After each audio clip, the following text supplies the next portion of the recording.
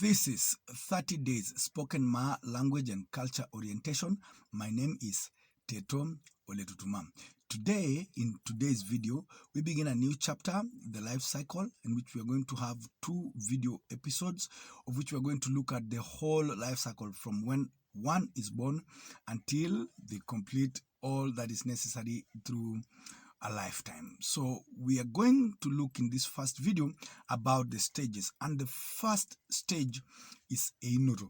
This is a celebration that normally it's the women who celebrate. When a woman gives birth, there's a celebration particular for women where they have a particular sheep that they slaughter and they celebrate, and for a period of time after that, the woman doesn't shave. She stays in the house with her newborn for a very good time until the next stage in the child's life, which is called Enkutupukunoro. Enkutupukunoro is when the child is given a name. We must remember that when a child is born, the name that the child is named is Enkenganget. It's not really the real name until Nirubuguni.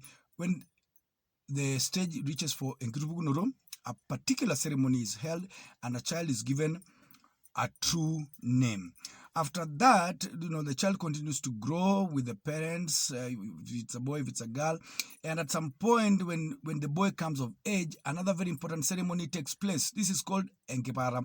And this is preparation to be circumcised. I will also promise you on the next video to tell you all these different names for the different cultural rites of passage that usher in, this stage. So for Enkepara, the boys get rounded up and a new age set gets prepared to be initiated. Then after that, there is Morano, of which for boys, there is a lot, about a period of about 20 years when they become a Moran.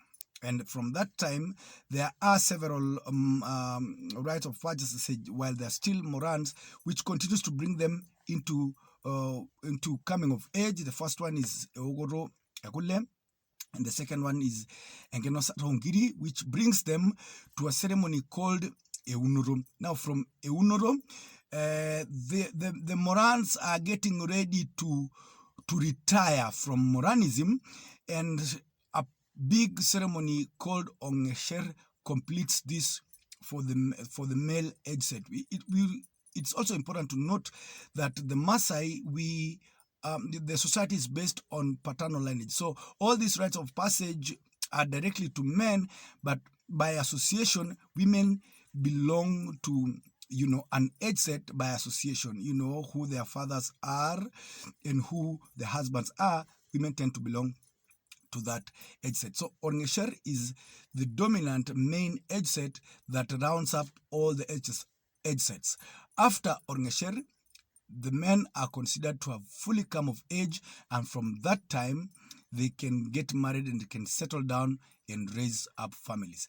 That's the first video for life cycle, and in the next video we are going to look at the ceremonies and the rites of passage that signify each stage in the life cycle. So until next video, my name is Teto Oletutuma.